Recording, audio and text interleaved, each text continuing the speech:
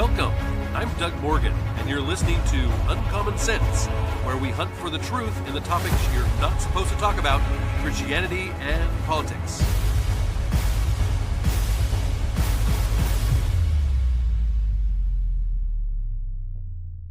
And welcome to the very first episode of our new season, Season 7. Can you imagine it's already Season 7? You know, our seasons go for a whole year, and we are into our 7th year now of the podcast. It's amazing, and it's all thanks to you.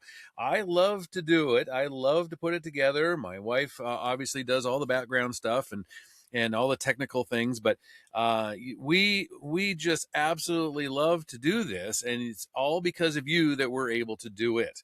So anyway, thank you again for supporting us all the way through now into our 7th season. But let's get it right into our FOMO Friday. As you know, if you've been listening for any time, you know that on Fridays we do our fear of missing out report, and that means that you're not listening to propaganda media. You want to know what's going on, and we provide you a little bit about what is happening in our country and around the world. And starting off today, we have the Department of Health and Human Services announced on Tuesday that it has frozen all child care payments to the state of Minnesota amid news of massive fraud scandal in the state. Yes, the Daily Wire, in a series of articles from them, states that Deputy Secretary Jim O'Neill and administration for the Child and Family Assistant Secretary Alex Adams announced in a video release on X on Tuesday evening, quote, "We have frozen all child care payments to the state of Minnesota. You have probably read the serious allegations that the state of Minnesota has funneled millions of taxpayer dollars to fraudulent daycares across Minnesota over the past decade. HHS has taken 3 actions against the blatant fraud that appears to be rampant in Minnesota and across the country. Actually, it's not just Minnesota. A number of daycares and fraud schemes are popping up all across the country now. But he said that he explains that the first action, the activating HHS defend the spend system, requiring justification and receipt or photo evidence before they send money to a state, is being instituted. Now, the second action hinges directly on journalist Nick Shirley and his investigation and investigative work over the past few months. O'Neill says that he and his colleagues have identified the individuals in Shirley's video and are demanding a comprehensive audit of these centers, including attendance records, licenses, complaints, investigations, inspections, and more. HHS said its third action is launching a fraud reporting hotline and email address where parents, providers, and members of the public can submit tips. Quote, "We have turned off the money spigot, and we are finding the fraud," is what the official said. Shirley's viral videos show a number of examples of concerning activity in Minneapolis, Minnesota region. His work comes after a federal prosecutor said that there have been at least, get this, $9 billion with a B, $9 billion in fraud in the state under Minnesota Democratic Governor Tim Walz. Now, the Daily Wire reported earlier this month that the Minnesota government was still paying an accused Somali fraudster to run assisted living homes as that man awaited trial for his alleged role in the nation's largest COVID scam, in which he ran a fraudulent charity. According to First Assistant U.S. Attorney Joe Thompson, 14 Medicaid services in Minnesota are at risk, high risk, for fraud. Now, Shirley, who appeared on Fox News over the weekend, discussed how he found suspicious daycare and learning centers in Minneapolis with no children present that are potentially fronts for scams. He said, quote, "It's so obvious," Shirley explained, referring to the apparent fraud. "If you're living in Minnesota, you have to raise your eyebrows and think, what's going on?" Literally, if you drive around Minneapolis, you'll see daycare centers, autism centers. You will then see transportation companies that have snow piled up as if they weren't moved. The snow wasn't moved in months. He also said a kindergartner could have figured out there was fraud going on. And Walz addressed the viral report on Tuesday, acknowledging that the state has been taken advantage of. That's a great way to put it, right? Taken advantage of by fraudsters who prioritize greed over the needs of children and the elderly. But Walz blamed the issue on, wait for it, yes, you can wait for it, President Donald Trump. Of course he did. Quote, "We've spent years cracking down on fraud, referring cases to law enforcement, shutting down and auditing high-risk programs," he said in the social media post. "Trump keeps letting fraudsters out of prison," to the national news, just now paying attention. "Here's what we've done to stop it." Yeah, right. I mean, the links here are absolutely incredible. So, in fact, this was not something that they were hiding very well at all, and yet it was coming from higher ups. I mean, you have to know that there were Tim Walz and others were definitely involved in this. In fact, the Quality Learning Center, since it misspelled learning on its sign in Minneapolis, whose misspelled sign and alleged fraud have put it in the spotlight, was hit with 121 violations from state inspectors in the past 4 years. Yeah, they have 121 violations in 4 years. The Daily Wire reviewed public Minnesota licensing information, which revealed that before the Quality Learning Center faced scrutiny over alleged fraud, the center struggled to abide by state law, even on some of the simplest requirements for daycares. The review showed that the center has been cited for numerous supervision failures and potential dangerous conditions for infants and toddlers. The 121 violations in 4 years are extraordinarily high for daycare centers in Minnesota, as the vast majority of daycares in the state received no violations during their annual licensing review, according to a 2020 government report.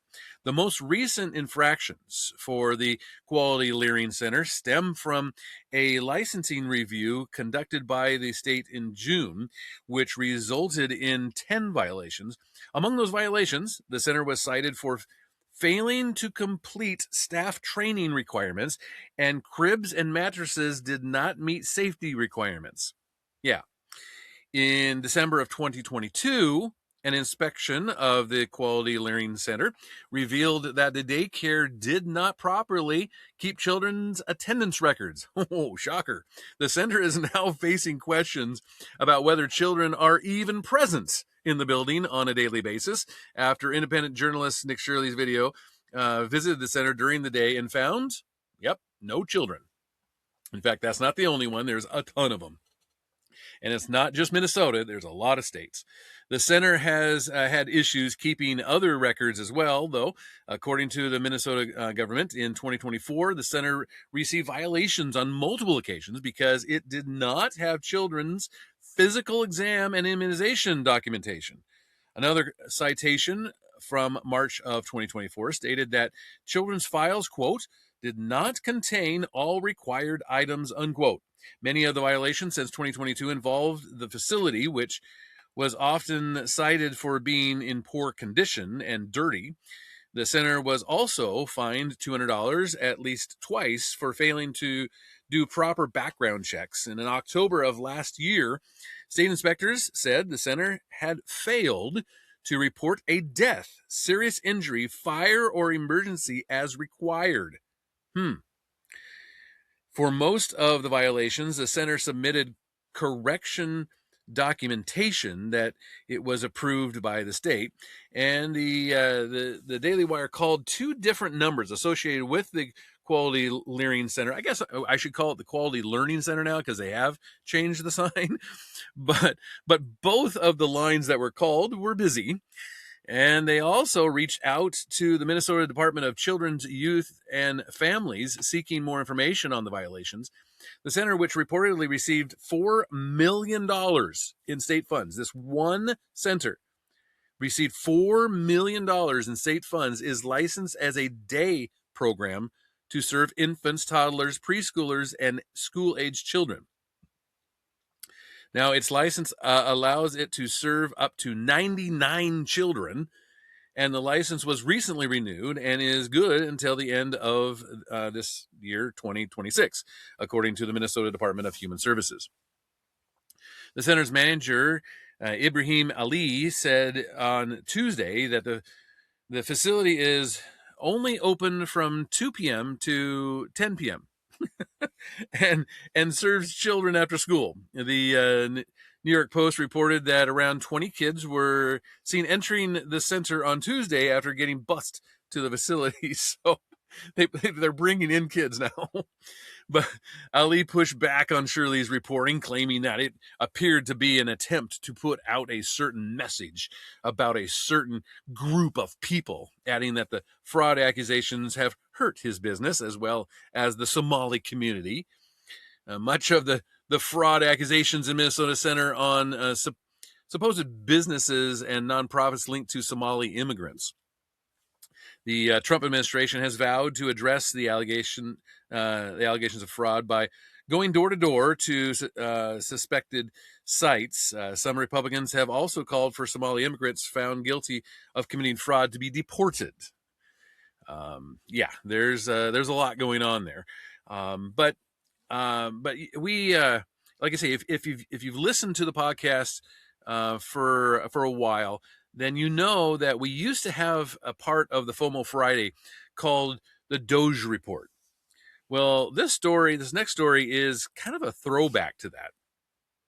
The Department of Housing and Urban Development revealed that there were over $5 billion, again with a B, in potential payment errors, as they call it. Potential payment errors, I like that, made with rental assistance during the last fiscal year of the Biden administration. Wow, again, another shocker. Specifically, the department's annual financial report found possible improper payments, as well as process gaps and material weaknesses. Wow, we're coming out with a really good vocabulary here for tenant-based rental assistance, which is a voucher program. That's what they call it, tenant-based rental assistance, and project-based rental assistant programs in the fiscal year of 2024. A massive abuse of taxpayer dollars not only occurred under President Biden's watch, but was effectively incentivized by the administration's failure to implement strong financial controls, resulting in billions worth of potential improper payments, is what the HUD Secretary Scott Turner said in a statement on Tuesday. Quote, HUD will continue investigating the shocking results and will take appropriate action to hold bad actors accountable. Additionally, the department is advancing efforts made under President Trump's first administration to strengthen program integrity and ensure taxpayer-funded assistance services, the vulnerable communities it was intended for, are the ones getting the money. Now, the report also noted $77 million in potential payment errors made for tenants who have died. Yes, 77 million.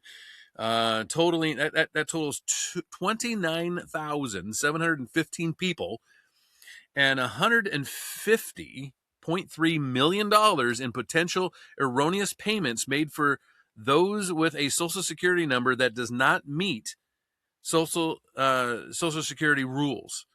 That's just under 9,500 people receiving that money.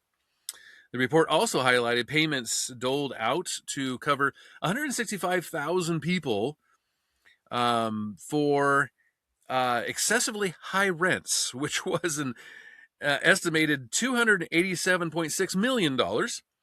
HUD said that they are now working toward finding methods to keep a close eye on funding for public housing authorities and those who receive grants from the federal government, according to the press release.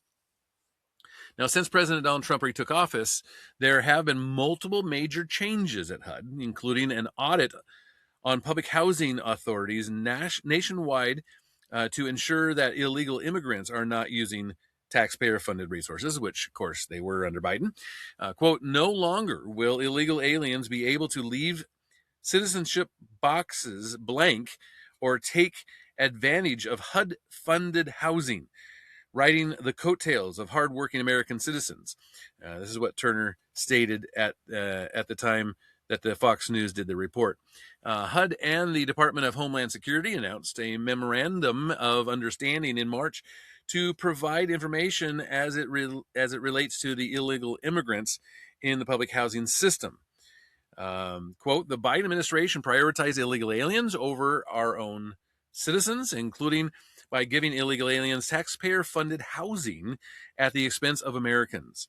Not anymore, it says. The entire government will work together to identify abuse and exploitation of public benefits and make sure those in this country illegally are not receiving federal benefits or other financial incentives to stay illegally. If you are an illegal immigrant, you should leave now. The gravy train is over. This is what DHS Secretary Kristi Noem stated, according to the press release at the time. So, yeah, just more along those lines of taxpayer dollars just kind of going up in smoke. Well, details are finally trickling out about the Covenant school shooting. I told you we would keep our eye on this, and I told you we would bring things to you as they come out. And of course, it's just been one of those stories that the details just, well, they want to hide the details, and they don't want to release very much of this particular thing. But the 28-year-old transgender identifying woman who murdered 6 people at a Christian school in Nashville in March of 2023, it's been that long already. Well, she hated white people and religion. Portions of her newly released writings revealed this, and the FBI posted more of the disturbing ramblings of the Covenant School attacker on December 22nd, including notes that suggested she purchased the weapon used in the killings using federal financial aid. Yeah, the writings were published after a judge ordered the agency to release documents related to the attack. The latest release included 230 pages of the shooter's notes and plans leading up to the mass murder. On March 27th of 2023, she entered the school and killed 3 young children and 3 adults before she was fatally shot by Nashville police officers. Among the pages published by the FBI, the attacker listed advantages of targeting the Covenant School, where she had attended for a few years herself. She noted that the school was a predominantly white school. White people I hate, she says, and that it was a Christian school. Hate religion, she also commented. The writings also reveal that the attacker considered targeting a middle school in that Nashville area, but leaned against it because a higher percentage of black students were enrolled there. The shooter wrote that school would be in line with her goals because of a massacre there would be more notorious and prolific. Still, she said the disadvantages were that it was a predominantly black school. Black people I love, she said, adding that it would put black people in despair plus suffering, and I don't want to cause that.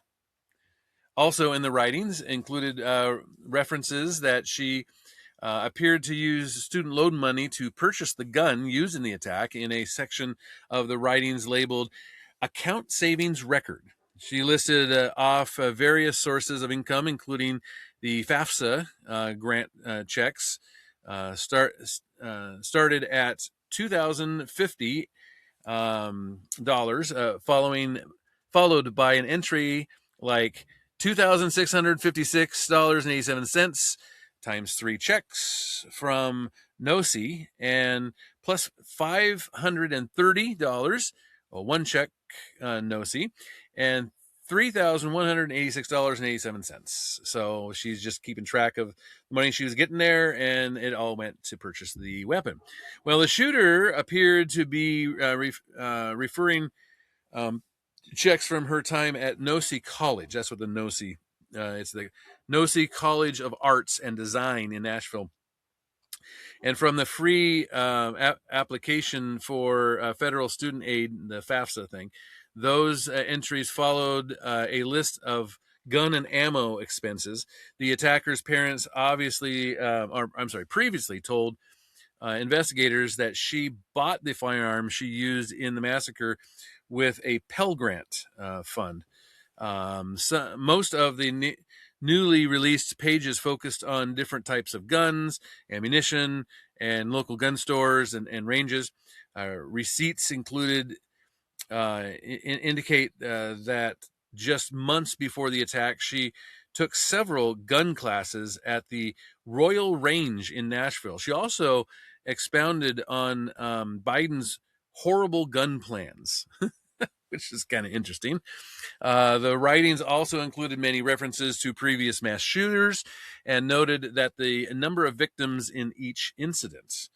The Nashville Police Department released its final report on the attack in April and downplayed the shooter's transgender identity and documented the animus toward Christianity, white people, and the wealthy. They wanted to play that down, of course. Why wouldn't they? Instead, the department said that she wanted to gain notoriety. Well, yeah, but anyway. This final report didn't appear to fully take into account the attacker's transgender identity, which dominated her life. In journal entries previously published by the Daywire, she wrote just weeks before the deadly shooting about her fantasy of having an imaginary penis, and said that it was a effing curse that she was born a woman. And so again, she goes on. It goes on with her quote and that type of thing. But that's basically what she wanted and what she thought that was not given to her by God, I guess, right? Well, from the "you get what you vote for" files, this comes out of New York City, and it's just amazing to me. These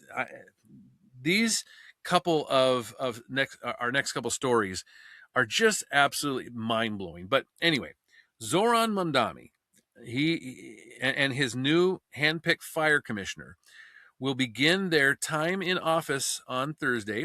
The new fire chief, Lillian Bonsignor, is a strong advocate for the LGBTQ community, but whether she has what it takes to lead America's biggest fire department is yet to be seen.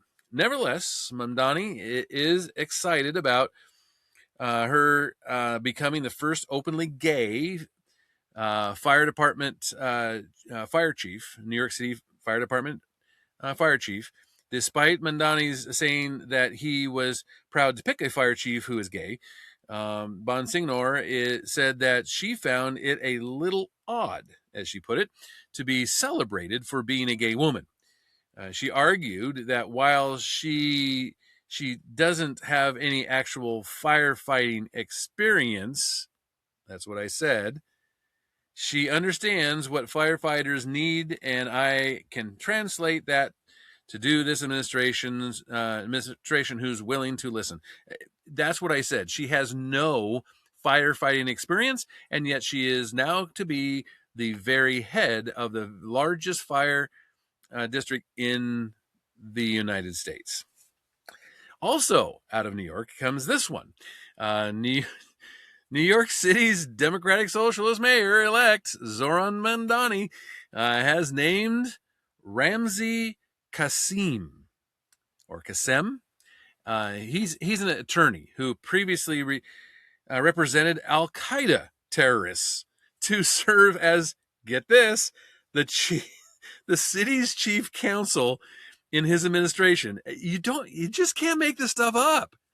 Critics argued that Qassem, who once represented Al Qaeda terrorists, Ahmed al-Darbi in court, was a strange choice to be chief counsel in a city that was devastated by Al Qaeda linked terrorist attack on 9/11 of 2001. Al-Darbi pleaded guilty in 2014 in connection with a plot to bomb the French oil tanker MV Limburg off the coast of Yemen. He was convicted in 2017 and in 2018, and President Donald Trump's administration transferred him to the custody of Saudi Arabia. He also represented Mohammed Mani Ahmad al-Khatani, I guess is how you pronounce that, who allegedly attempted to assist in the 9/11 hijackings and was held in detention at Guantanamo Bay, Cuba, for 2 decades. Now, Qassem, who was teaching law at the University of New York at the time, has been working with students over the course of a decade to get him returned to Saudi Arabia, and they succeeded in doing so in 2022.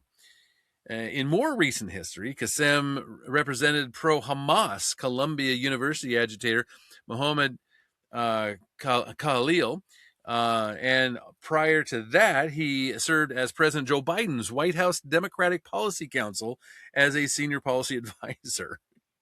So yeah, literally just, a couple of decades after 9/11 happens, the highest lawyer in the city is now somebody who was the Al Qaeda lawyer. So anyway, just really, really interesting, and also from the what you get, from the you get what you vote for file, comes this out of San Francisco. It says in a move that has sparked intense criticism for its timing and lack of transparency, the San Francisco mayor Daniel Lurie quietly signed the city's highly controversial reparations bill just 2 days before Christmas. Yeah, the ordinance establishes a dedicated reparations fund, creating a legal framework to address what they deem to be historical systemic harms against the city's Black community, including a proposal that would eventually grant, get this, eligible recipients, now we don't know who they are, but eligible recipients lump sum payments of $5 million apiece. $5 million. How do I get in on that? The timing of the signing is, of course, kind of interesting, as he put it right around Christmas, so nobody would know he's doing it. San Francisco journalists there's a couple of them that are kind of sounding the whistle here, and even, get this, the AARAC, the American Reparations Advisory Committee, is the one that outlined a bunch of stuff for this. They said that that they recommended over 100 different recommendations for what they should do for this systemic Black stuff, racism. Beyond the $5 million payments, the plan suggests debt forgiveness, city-funded homes for $1, and a guaranteed annual income of $97,000 for qualified Black recipients. Again, how do I get in on this? I mean, I've got no black history or anything like that, but man, there's got to be a way, right? Maybe I should open up a daycare. I don't know, but why? Anyway, it's absolutely ridiculous, and even the NAACP, the NAACP, is saying, yeah, this is kind of weird. But anyway, let's just finish this week, and of course with our very first episode of the new year on a lighter note, can we?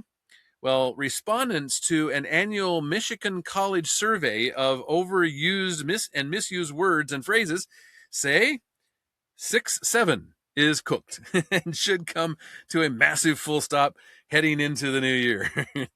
Those are among the top 10 words on the 50th annual Banished Words list, which was released on Thursday by Lake Superior State University. It's the kind of tongue-in-cheek roundup of overused slang, which started in like 1976 or something at a New Year's Eve party. They kind of put some stuff together, and it's been kind of going on, and it's kind of lighthearted. It's fun. There were actually around 1,400 submissions that came in from all 50 states this year. Also in the top 10 are demure, incentivized. I'll go with that one. Perfect. I don't know. GIF and gifted. My bad. I don't know. I use that one sometimes, but anyway. And reach out. My bad and reach out also made the list decades ago in 1998 and 1994, respectively. So obviously they're either making a comeback or they didn't go away entirely. They didn't get fully banned, right? Yeah, there's a lot going on. Of course the 6-7 is at the top of this list. And it's used by a lot of Gen Zers and stuff, saying it kind of has no meaning to it. It's almost more of an inside joke than anything else. But even dictionary.com said we're not sure what the meaning about that one is. But others that the dictionaries have chosen to ban are slop and rage bait. Yeah, I don't mind on the rage bait thing, but anyway. So we'll see. We'll see if 6-7 goes away or not. Some are saying, yeah, it's done for now. But anyway, I would love to hear what you think of it. Of course, you can always do that at uncommonsensepodcast.com. Thank you very much for listening. This podcast is a production of Morganite Communications.